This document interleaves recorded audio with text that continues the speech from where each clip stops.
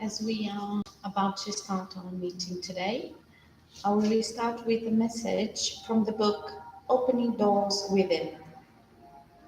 Be guided in all that you do and say. Learn to be very patient and to wait for the right timing for everything. Know that all things will work out perfectly when you wait upon me and do not rush ahead unguidedly. Much is waiting to unfold at the right time. Everything is being sped up, but nevertheless it will be an unfolding process which will take place. For three, for, for there is perfect harmony and rhythm in my plan. Nothing is out of step, so work with it and not against it. If you try to work against it, you will simply exhaust yourself and will get nowhere, and it will be like swimming against the tide. You will either remain stationary by swimming with all your strength, or you will be swept back with the force of the tide. Avoid working against something which is inevitable, but instead learn to go along with it in absolute peace and confidence that you are doing the right thing at the right time.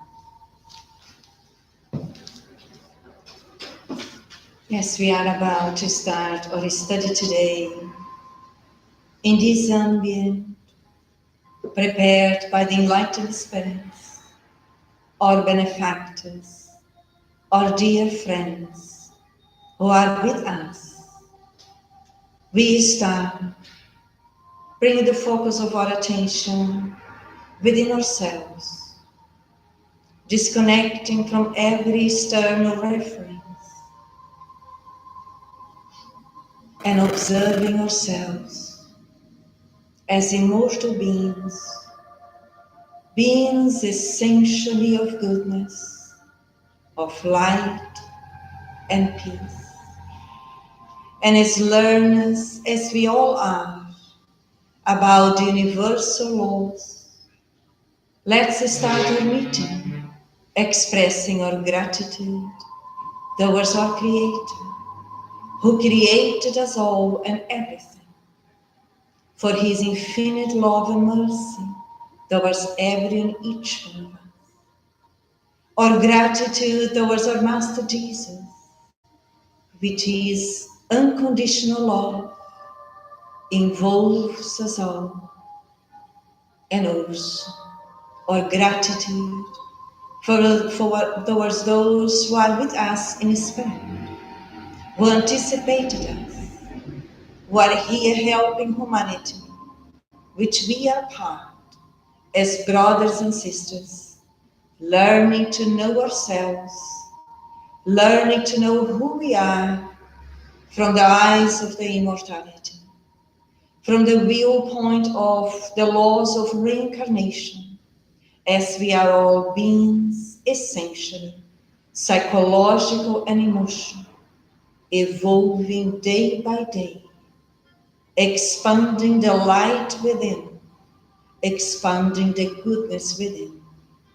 And as we are united under the laws of universal fraternity, embracing this opportunity to study, and in that way we start our meeting today. So be it. Welcome all of us, ourselves and all of those in spirit who are with us as we carry on our studies about the Spirit's book, which brings the knowledge of the enlightened spirits towards humanity. And we are on the fourth part, which is the last part in the Spirit's book, which refers to the chapter Hopes and Consolations, which we have been studying for quite some time. And we are under the subtitle Temporary Punishments. Question 988, where we will be continued today. If we are to explore the title, Hopes and Consolations, and the subtitle, Temporary Punishments, what comes to our minds? First, Our reflections are based as immortal beings. Hopes and consolations, what is that referring to? Is that helping us to understand us as immortal beings? And that refers also to the future, and the future could be the next day, the next moment, the next month, and also the next existences. And hopes, as we referred previously in the previous questions, if our choices are referring to the natural laws, then we have future joys awaiting us. If we as learners choose to use our free will against the natural laws, then we will have temporary experiences of sorrows as learners, as we all are. And temporary punishment means that we are all in evolution. Whatever we go through in our re-education process is temporary. Understanding or clarifying that within Spiritism, punishment means lessons to learn, experiences to redo, or experiences to learn to do things in a different way. Is that clear? So in that way, we move on now on the question 988. Barbara, would you like to read it for us, please? There are persons whose lives flow in perfect serenity and have no worries. They are entirely free of concerns. Is their happy existence evidence that they have nothing to expiate from a former existence? Okay, let's explore the question in itself. What is this question referring to according to our understanding, if we were to say it or frame it according to our own words, which could also help others who are with us studying? There are two parts in the question, isn't it? What is the first part referring to? Or what is the first and second part referring here? How do we understand it at present? Would we be in agreement if we read the first part? There are persons whose lives flow in perfect serenity and having no worries. They are entirely free of concerns. Do we have people in that state of mind on earth? Yes or no? Well, if you consider that we live in a world of expiation, I would say. Trials and expiations? Yeah, trials and expiation, I would say no. Maybe it's just like the appearance of these people, but inside there is always something that is concerned. Okay. So the first question is, are there people living in these conditions? Apparently, yes. Because then we go on. Is their happy existence evidence that they have nothing to expiate from existence? So from a spiritual perspective, consider that we are in a physical reality, in the body. I may be living my life as everything is flowing, everything is okay, I don't bother with anything, because I'm living in a materialistic way, in a very unconscious level, let's say. But then the second part of the question is that happy existence evidence that they have nothing to expiate on a former existence? What do you think? Can I live my life in that level of unconsciousness? You can. Yes, I can. A lot of people do. And if we study Spiritism, we know that the majority of population on earth live in that way. I understand that I'm a physical body. I was born, I study, I work, I marry, have my children, and I die. That's it. But now, do I have anything or nothing to expiate in this existence? What do we understand about nothing to expiate? That's incorrect. Because we all... Is incorrect. Yeah. But Allan Kardec used these words. No, nothing to expiate. Yes. No, because we are the... So what do we understand about expiate? Is to do the right way, to the right way, right now. So it's our chance to redo it, what we've done wrong, So, do the correct way. Could I say, and correct me if I'm wrong, if we are immortal beings back on the school earth in order to evolve, and we came back with a program in order to learn, therefore, if I choose to live in a, let's say, limited way, reductionist way, and do I have nothing to learn in this existence? Expiate means learning. And the answer is, yes, I do. I may choose to close my eyes and not want to do it, but I came back to learn. Expiation means learning, growing. Yeah? Do you agree with that? I would say, like, when he asked about nothing to expiate, that could mean nothing that I did wrong in the other existence? Yes, because it says nothing to expiate from a former existence. That means we, in general, are back on earth. Don't we have nothing to repair from our previous existences? Yes, we do. Yes, we do. Of course we do. And plenty of. We can be active to say that, yes? We don't need to be ashamed. We do. Let's see what we learn, what the enlightened spirits are telling us. We go through gradually. Do you know many like that? It's interesting how they start challenging the question. Do you know many of like that? If you think you do, you are mistaken. Already helping us to challenge our mistakes or blindness or yes. Usually such serenity is no more than apparent. They could have chosen such an existence, but when they leave it behind, they perceive that it has not helped them to progress. Then, like those who have been idle, they regret the time they wasted. Bear in mind that the spirits cannot acquire knowledge and evolve except through activity. If they choose to rest in a worry-free existence, they do not advance. So now, what do we learn with this question? What are the spirits teaching us? For us who are in the flesh, especially, because we are the ones who are in this time in the physical body. It comes to my mind that we need to be grateful for our expiations, let's say, because it shows that we are moving. Hopefully we are learning, and we're not resting on that scenario. But also, when I saw the question, it made me think about those spirits that they don't need to reincarnate anymore, but they choose to help other people, other spirits. And even them, they don't have, although they are in peace with themselves, but they still feel, what is the word? Like they don't like to see the next one or the other spirits suffering. So even though they don't have to expiate anything because they already resolved that, they still can't find that total peace because it's not total, it's because they are in peace. I don't know how to explain, but they are in peace already because they conquer their evolution, as they say here, because they have been chosen to be active in the goodness of everyone throughout many, many existences. So they reach a level, they don't need to come back on earth, where we are talking about temporary punishment, translating it temporary expiations, translating temporary challenges. But they, as more as we evolve, understand, more we evolve in learning to love. And more we love, more we naturally have the need to help our brothers and sisters in humanity. And that is no longer expiation. Expiation is for us. They are talking to our level. Who we are is still under planet trials and expiations. Is that making sense? Yeah. So what else comes to us here under the chapter? Hopes and consolations and temporary punishment. Between lines, what else can we read in terms of our own learning as immortal beings who are here on the flesh now? Is it important to learn to be active?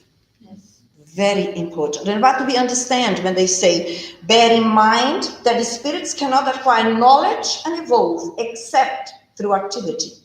What do we understand by that? Today I think I just during my day, but just realizing this, right?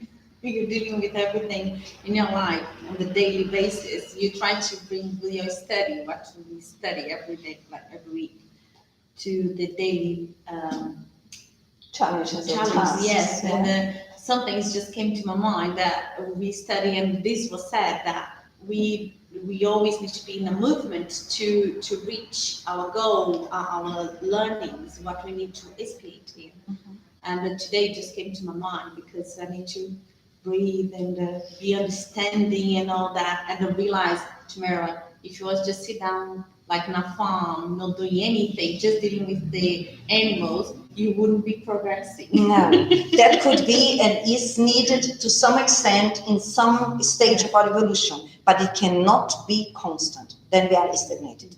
When they say activity, you are quite right saying, in our daily basis, overcoming our challenges, developing our own tasks, our own duties that we have, doing that in a loving way, in a responsible way, we activate the forces from the inner self, the divine. We develop the virtues in order to do that. But when we stay inactive or irresponsible, we are not active on the self level, although we may be active on the ego level. As they say previously, if you choose to have an idle existence, because that is the inner choice of the spirit, still we are active in order to do that, in order to follow that choice, but is on the ego level onwards. We are inactive on the self level onwards. Is that making sense? Because for us to become actively active on the self level onwards, we need to overcome our limitations. And that is the expiation that they say. If we translate expiation, means experiences, challenges. Don't feel like lazy today. I take responsibility. I start to move and I go and choose freely to do what I know is good for me. And in that we are learning. We are stimulating the spirit's higher values. Let's put it like that. I realize that consciously, you living your life consciously every day on your own mindset and conscious of every action and thoughts and feelings that come to you when things happen around you, and you try to keep everything balanced and follow the right way, the good way. That's the very challenge. I think deal with our brothers and sisters, like with humans and their emotions, their things, and you respect the other. That's challenge, but in a consciously way, not just because I need to do it. Understanding life now. To do so. Yes, understanding life, understanding ourselves. It is a free choice, as we always say, activating the faculty of freedom that God gives us for us spontaneously now to choose the right way, to choose to challenge ourselves and others, to choose to be active for the good of everyone. So that are the internal, let's say, experiences that we choose before reincarnating to undergo in order to overcome our own limitations and to promote ourselves spiritually. So that temporary punishment translated as temporary challenging experiences in order to get new experience and learn and to promote ourselves. So it's nothing punishment in terms of negative. It's promoting the soul, the spirit. Anything else that we get from here? So the main point here is what can we do for ourselves in order to help us to progress and not to be inactive and thinking that is good. Although the ego may like it, the laziness, but this immortal being will not like that later on when we disincarnate. We will see that how we lose the time here. So learning to be wise and invest in our own evolution. Now carry on, we still have another paragraph in the same question, 988. Thais, would you like to read it for us, please? There are those who, according to your customs, need to work but go for a walk instead, or go to sleep in order to avoid it. Also, bear in mind that each of you will have to answer for any intentional inactivity during your life, and that such uselessness, thank you, is always fatal to your future happiness. The sum of future happiness is always exactly in proportion to the sum of the good you have done. In the same way, your unhappiness is always in proportion to the sum of the bad things you have done, and to the number of those whom you have made unhappy. Okay? What do we learn now through this paragraph here, as learners as we are about the natural laws, who are here in the flesh, there will be the opportunity for us to learn what comes to us.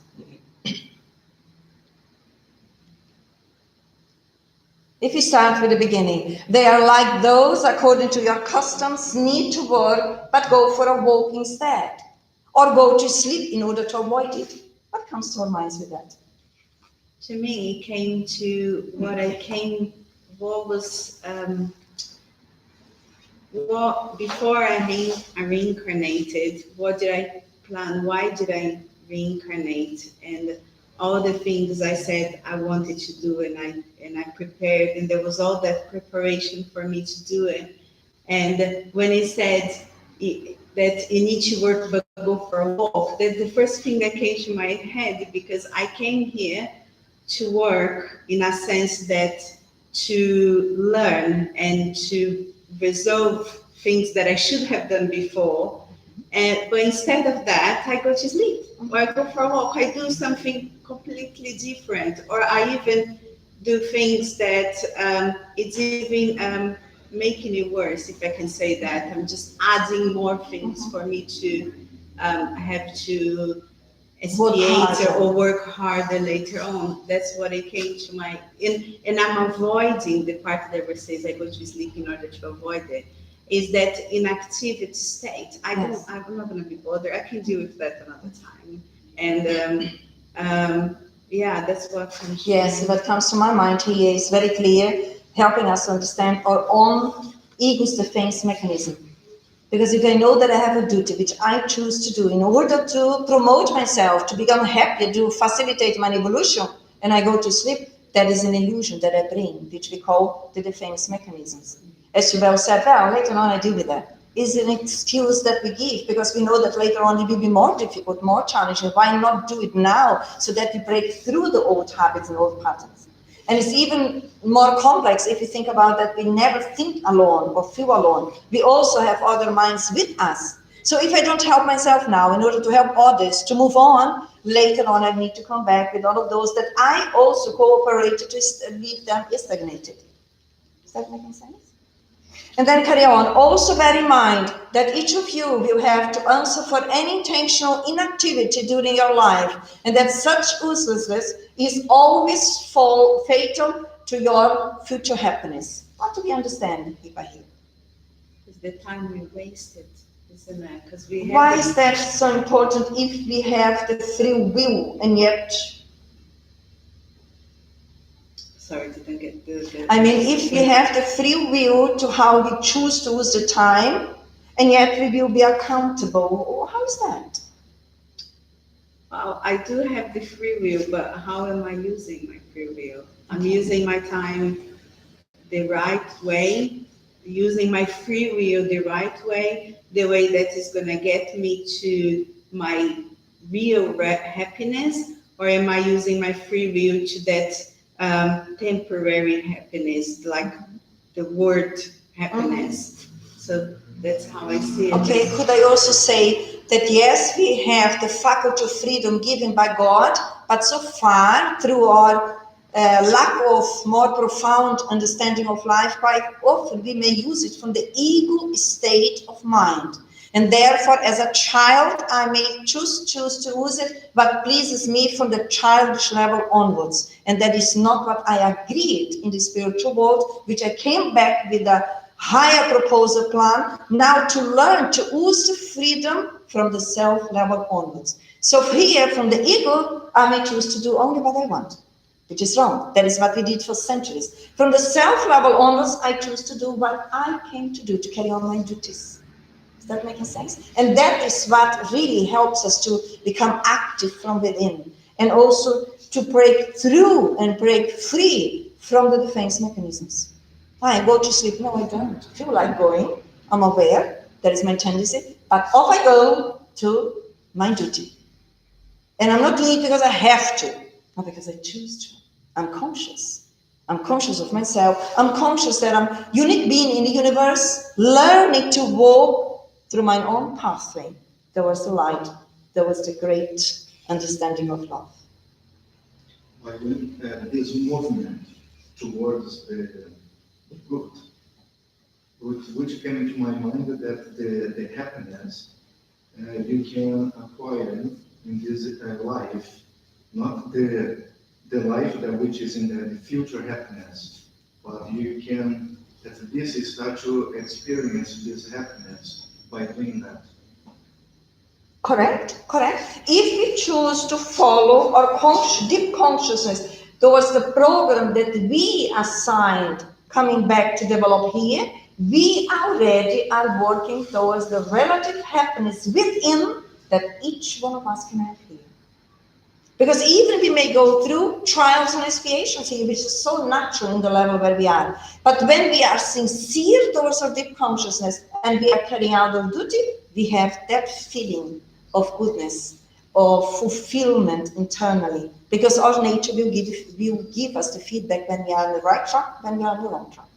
When we are on the wrong track, if I choose to go to sleep instead of being active and work towards the good of everyone, I may temporarily feel good, but later on I feel disturbed internally. I feel that it's not right. I get depressed. It feels like that I'm not quite fit within my own nature. Is that making sense? Yes? And then we move on here. The sum of future happiness is always exactly in proportion to the sum of the good you have done. What comes to our mind in that short phrase? The sum of future happiness is always exactly, listen to the words here, exactly in proportion to the sum of the good you have done. How is that coming to us today? It just came to my mind like that. I don't know if it's a saying, if that's true, but it's the law, the return law. Law of cause and effect? Yeah. Yes, Yeah. correct. So what you do is you will receive. You Yes. will have that back. Yes. So if you do good, you will receive good. Yes. If you do bad, you will. Yes. And then we can also challenge ourselves, what do I understand about good? Can I be thinking that I'm doing good and not doing good, if that makes sense? Yeah. Yes? Why? Why can I do that? Because I can think I'm doing good on a ego way, just Selfish to way. show selfish way, or just to make me feel better, or just to show to other people that I am good, but inside I'm not. I'm doing things for looking to get something back from my ego side of it. To have some reward.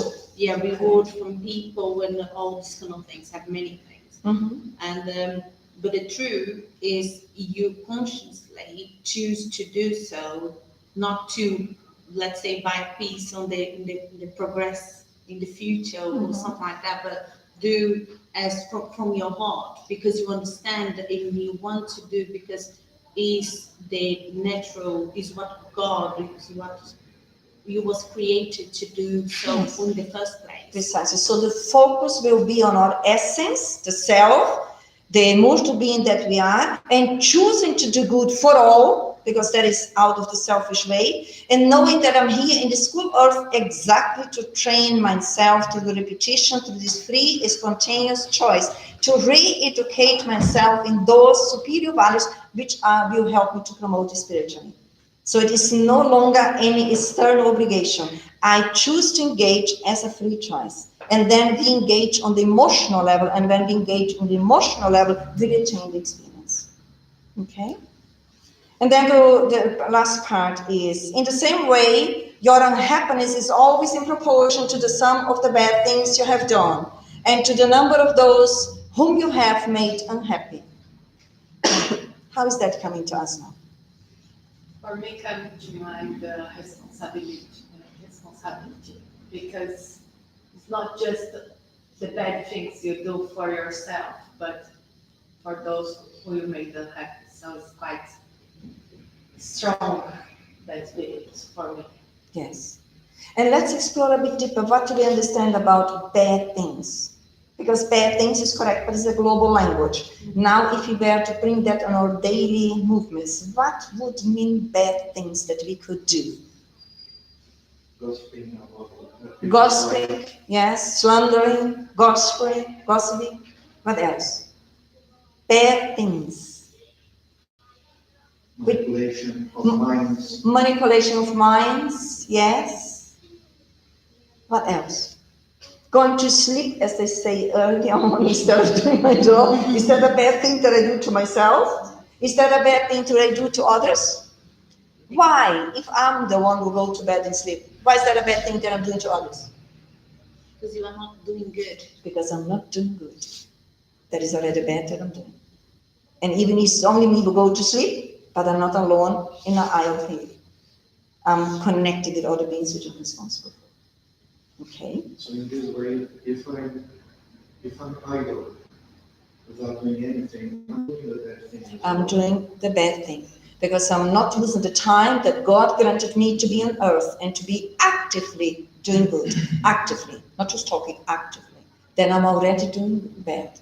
For myself and again for others. Because we came to cooperate in this universal family with each other. So if I'm idle, I'm stopping some progress happening within and around me. I'm not engaging and being cooperative in the universe. And that brings consequences on all psychological and emotional dimension. Does it bring consequences on the body level too? Or not? Yes? Why? Because from the soul goes to the physical body, right? Like, let's give an example. I'm not doing good, but I'm not doing anything, so I'm already doing bad. So I start to feel this time go past, and after, let's say, months, years, whatever is time, I start to feel depressed. I start to feel, like you were saying, I'm not feeling good within my own nature. Is something wrong? But it's our own conscience Yes. telling us that you are not doing good, you are wasting your time, is something wrong. Mm-hmm. So this come out on your own body. So it's, you have effects like you have panic attacks. So you have stretching, many things. Fatigue sometimes, because although we say idle, as you said, Robson, but let's think together. When we are idle, are we inactive? Did you understand my question? Do you speak English? I repeat again. When we are idle, are we inactive? Follow your reasoning. Are we? Yeah. Really? For me to be idle, I am not using my psychological and emotional dimension. Of course I am. Therefore, I'm using my psychic energy. Following? Therefore, that can also cause diseases on different dimensions, mentally, emotionally, and physically. That is what I'm trying to follow where you were coming from. Okay? So the best way is to be actively doing good. What is the consequence of that? Doing good. Yeah. You produce good hormones for your body, so we start to feel better. And when you produce good hormones, you fight for any kind of bacterial things. You're not gonna get sick. Precisely. So if we are free choosing actively to do good, we are constantly recycling our psychic energies. But if peace of mind, we are recycling constantly. But if I stay idle, I'm constantly intoxicating myself. And that if I don't enter into action, while it is on the psychological and emotional level, it will drain on the biological level. And that is scientifically proven. Yeah. So it's not just... Yes, precisely. Here we are studying about the divine science, but these aspects of our reflection is already proven by the human science too. Anything else here? Let's move forward and try to be happy, yeah? Do good. Be good. Now moving on the question 989. Robson, would you like to read it for us, please? 89? Yes, 989. Yeah. There are persons who, although not positively wicked, make everyone around them unhappy because of their character. What is the consequence of this for them? Okay, let's explore the question now. What is this question referring to, or how do we understand it today? I wonder what Allan Kardec was trying to get. It's talking about people that's always complaining, grumpy, and not happy, and what does that bring to them as well? Although he's saying that they can make everyone around them unhappy, but what does that bring to them? Okay. Do we have these kind of people? Yes. Are we part of those people? We could also challenge, correct. Let's see what we learn here. The Enlightened Spirits say, such persons are assuredly not good. Very straightforward. They will expiate this wrong by the sight of those whom they have made unhappy, and this will comprise a reproach for them. Then, in another existence, they will experience all the harm that they have caused others to experience. So what do we learn here then? So if we are with tendencies that we are always, I like what Allan Kardec said, positively wicked. They could be more straightforward. Those were just grumpy, as it is said, yes. So in case we have these aspects of being grumpy and negative complaining, what would be the best way for us to help ourselves?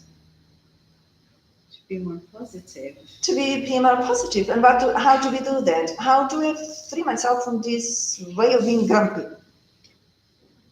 Wow, that's I think I said the other day about the habits of complaining. It becomes a habit. You started very little, you complain about this and that and the weather and that, and then you just start complaining about everything. It starts to being part of your the way you behave, and you always with that closed face. Everyone looks older. Don't get near that one. Yeah. Didn't have her coffee yet. So things like that. So I think, how do you break from that? I think you need to, first of all, to acknowledge that you're like that. Because some people, like I said, it's a habit. They don't even notice anymore. It's just their way of being every day, all the time. So it's important to acknowledge that you're like that, and that it doesn't make you happy, and it's not making anyone around you happy. Yes, correct. Why, while you were talking, what came to my mind, why do we end up temporary, because we are within the temporal planets or temporal learning, why do we choose to be in that way? As immortal beings, as spirits, what is behind of this kind of behavior, as you just said? I think it's because we haven't been created in that way by God. So how did we end up to be in that way? the word that comes to my mind is rebellion.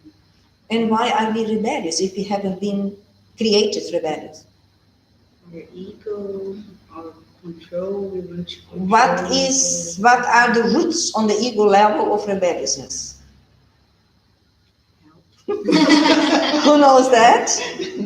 It's, of course, this may not be with us, with others anyway. Pride and selfishness. Those are the roots of rebelliousness. Personal interest. When you mention control, again, the control from the ego level has the roots on the pride and selfishness. And that causes pain for the spirit. Because if someone is very grumpy or very negative all the time, and we are talking about sometimes people who have great power on the ego level, but they are very unhappy within. Is that making sense? And then we condition ourselves because we haven't been created by God in that way. We conditioned ourselves through our ignorance. And then we get slaved in this vicious way. And then, as we learn in the book No Solar by Andrea Luiz, that complaining and being grumpy is a habit and a vicious habit which is difficult for us to eradicate in our psyche. As more we went through different existences, we just complain instead of actively engaging in doing good, we condition ourselves in that way. And now we need to learn through becoming aware and learn also to love ourselves, because behind those habits is the lack of self-love. Because we learn to love ourselves from the ego level onwards in a selfish way. And no one will feel happy within, centered and aligned in the universe from that immature love. We need to learn to love in a mature way, the love that comes from God. Is that making sense? Yes. I think, I don't know, this is a personal experience, louder. when my personal opinion, but until I learn all many things that I learned with the course. Like we always look in the outside as we learn, right? Instead of looking to our inside. I think this for people that doesn't know that, I think it's much more easy to fall on that behavior of complaining and all that, because I experience and I live with people that experience, and like me and my family now, we are all within the spirit, spiritism, and we are teaching our own siblings, like who has problems and stuff like that.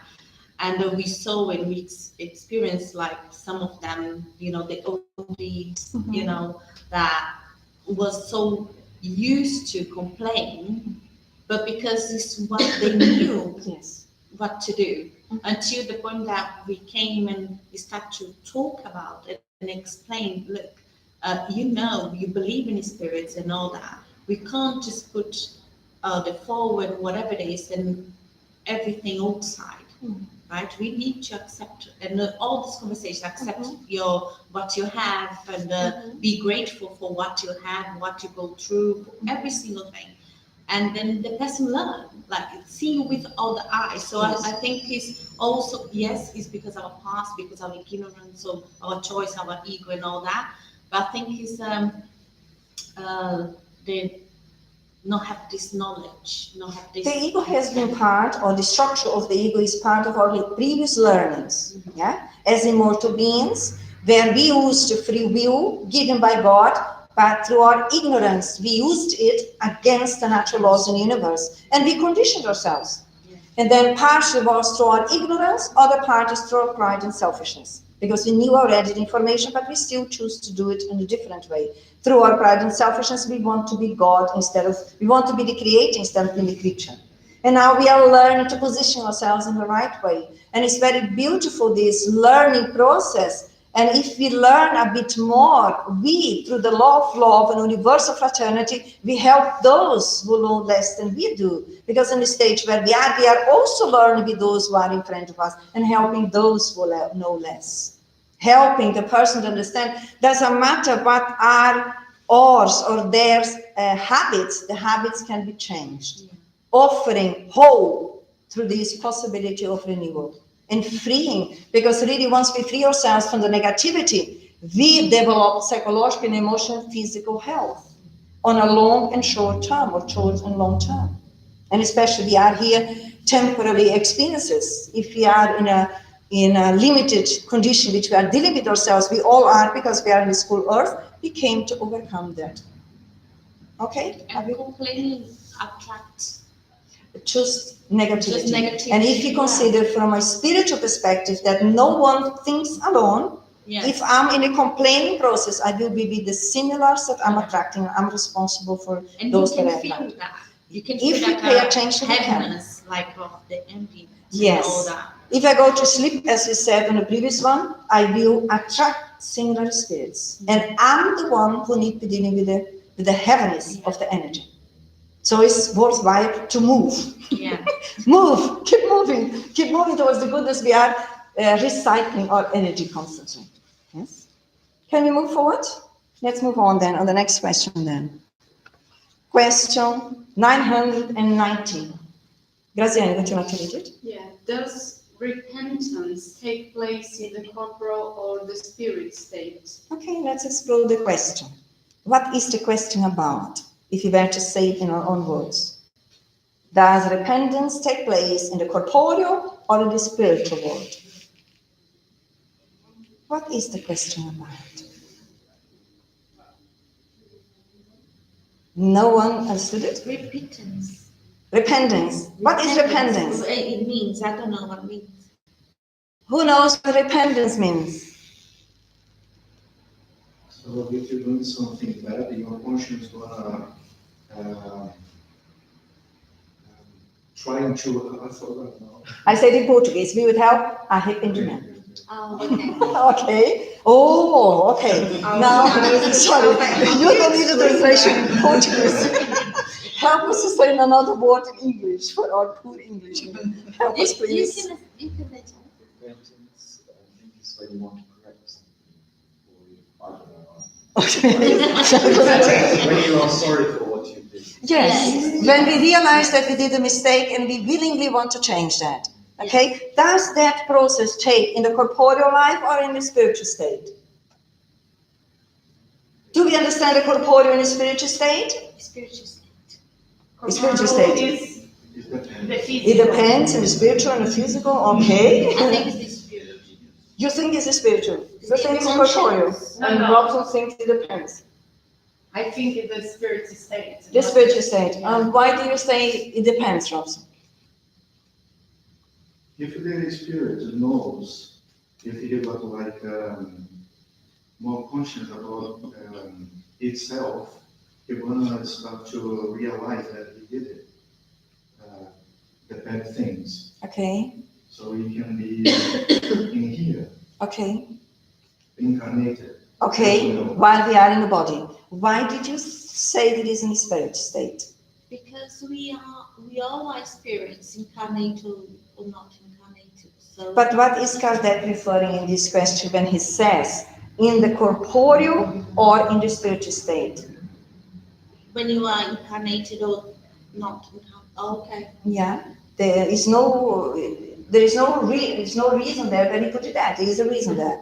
When he says, does repentance take place in the corporeal or in the spiritual? He's asking us who are in the flesh. Can you repent yourself? Can you realize that you did a mistake? And can you change that while you are in the physical body? Yes, and the spiritual level as well? Yes. Why? Because doesn't matter, it's our mind. Doesn't matter if I'm in the physical body or not. I'm an immortal being, and my mind, consciously speaking, I can activate a good view to do, redo, and learn through it. Does that make sense? Yeah? Are we there now?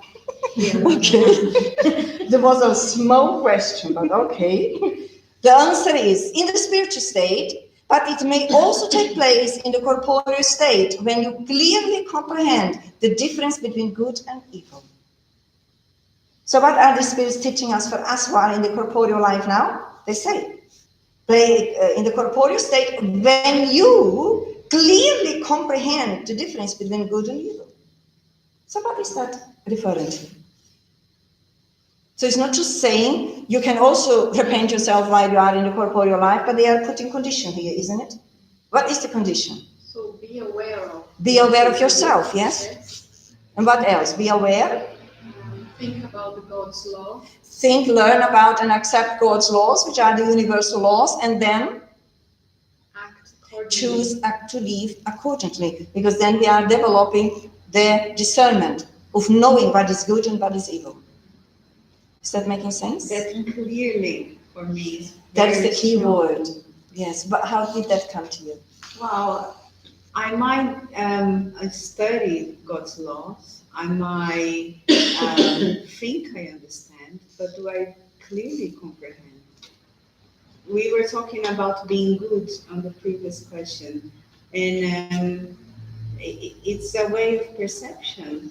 It I is. might think I'm being good, but do I clearly comprehend the difference? That's It's very very good. strong, and I was watching the study on Saturday when you were talking about that mom, that she was a good mom when she was on earth, and then I was thinking, am I a good mom? Because I think I am, but how many things I thought I was doing right and I was doing wrong? So that clearly it came very strong to me. Yes, it is very, very profound when we think about it. It's not just a word. They clearly also become to reflect in relation, what did I agree to come back to carry out on earth? Because to clearly understand, I need to comprehend the natural laws and also to be willing to reflect, to see what I'm supposed to do. That was my own evolution. The clear is really no longer from my ego state of mind or my previous understandings. That clearly means I need to constantly be challenging myself so that I understand life from a deeper perspective and overcoming my own illusions or limitations or whatever I believed so far. But yes, that chapter is very important because that spirit, through her experiences, is teaching us that she was a mom with 2 children and she thought she was doing the best, of course, but of course she didn't. And that has an impact because she didn't help those spirits to guide towards the natural laws, to incorporate the spiritual teachings in their lives. And that caused the consequences in the children that they disincarnated earlier on and also created damages for themselves. So she, who was more evolved, reached a level in her evolution that she needed to attract those spirits again, bring them back again as her children, and now help them. But they were in a worse condition than they were previously with her. Okay? Anything else? Good is everything that is in accordance to God's law. Evil is every movement which is outside God's laws or universal laws. Yeah?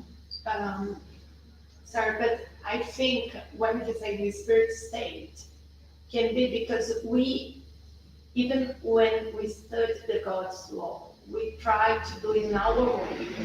So we can be in a spirit center, we can study, and then choose to, I don't know, Behave differently.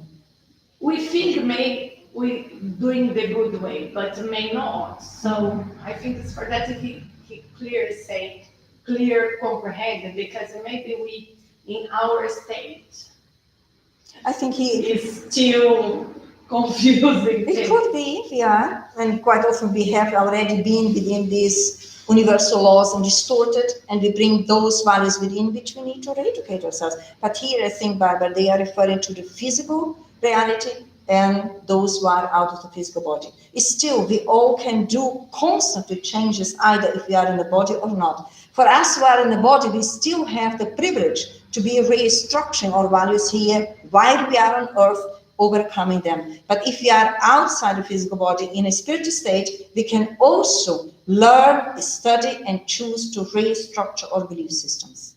What would you say, Grace? I was thinking that's quite important for me to realize I'm an immortal being.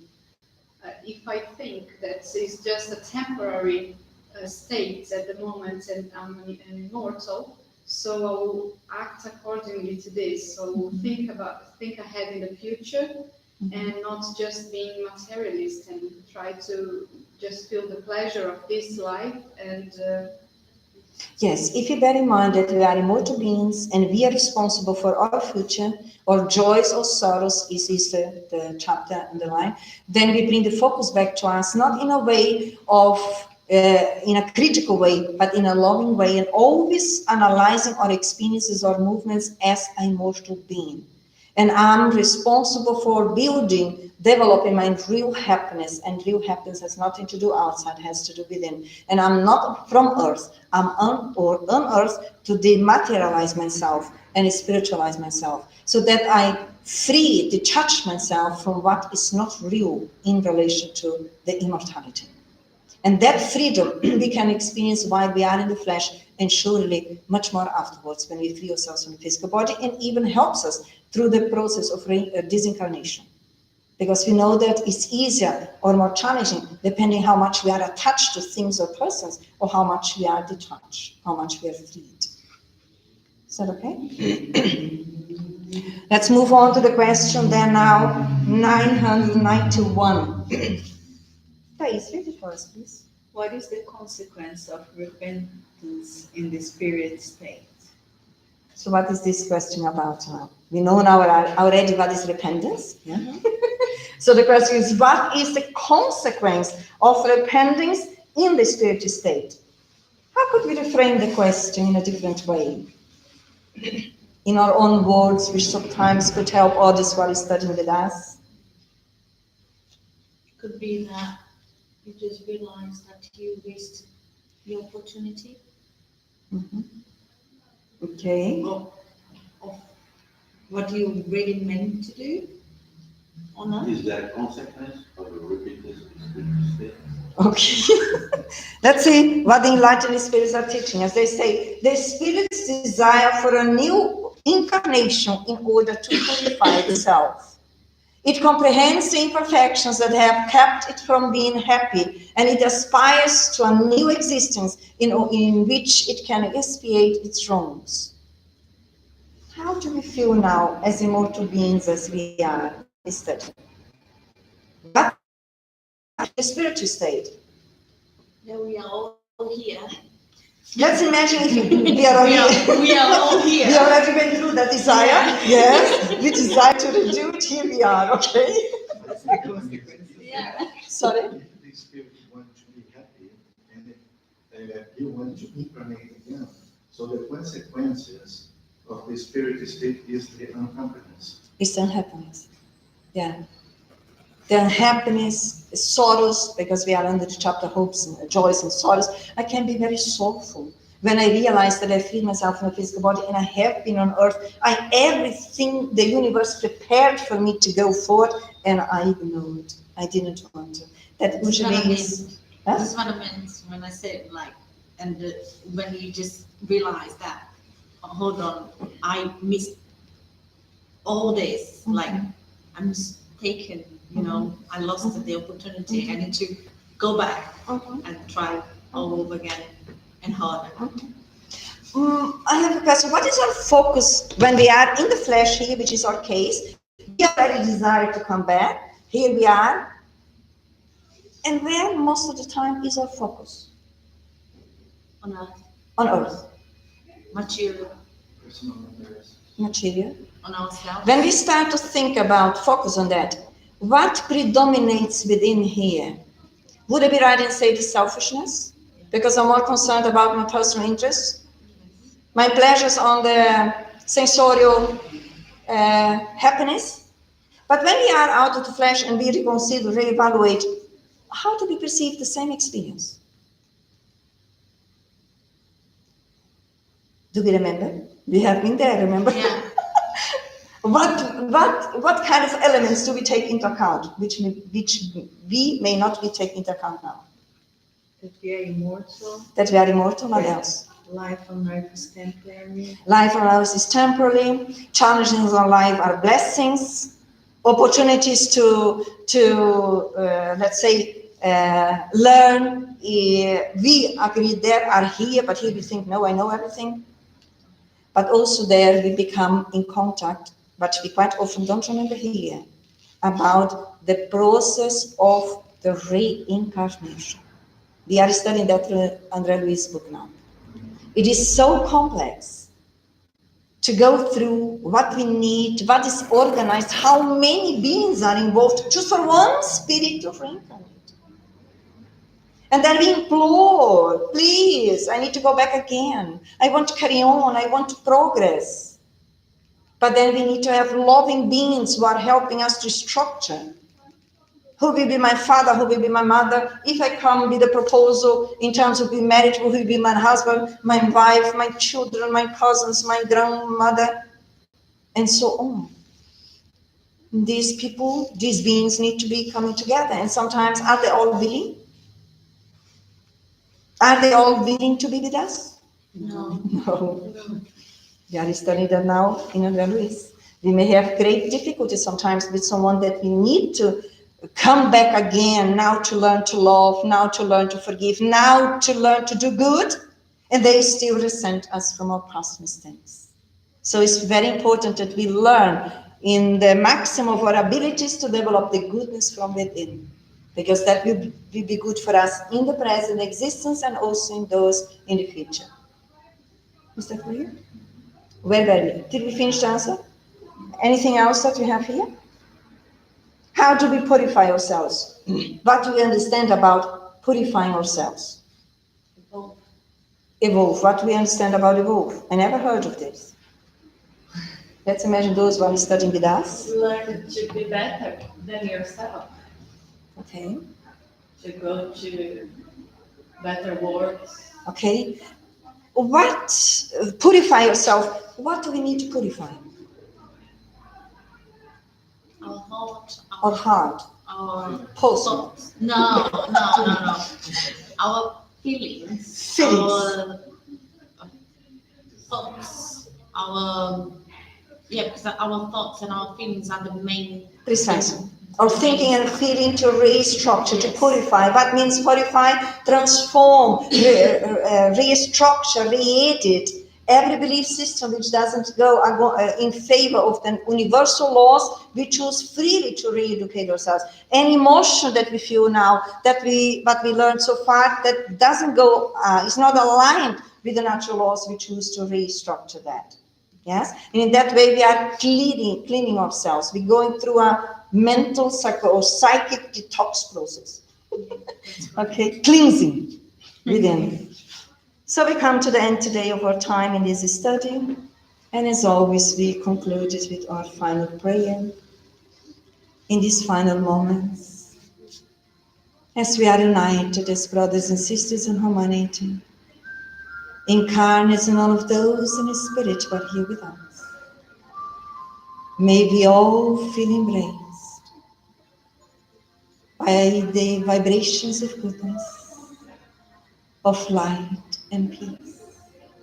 Understanding that we are all students. We are all learning. It's okay to make mistakes. We don't need to feel guilty. As long as we choose to repent ourselves. Choose to understand as learners. We do mistakes in order to learn. Maybe choose to forgive ourselves in order to learn to love ourselves. And also to look towards others in that way. But above all, may we strengthen and be willing to strengthen ourselves from within, to do good, to be good, to think good, and to help wherever we are, developing goodness, choosing to be more proactive, choosing to take the time that comes from God to grow, to evolve towards the good of everyone. We ask the blessings of the enlightened beings upon every and each one of us here, and asking Jesus, our guide, our friend and brother, to involve us with his divine love and light, so that we can carry on united in the fraternal vibrations of children of God as we all are, learning to be better today as yesterday, and tomorrow better than today. And in that way, with our hearts full of gratitude, we finish our meeting today. So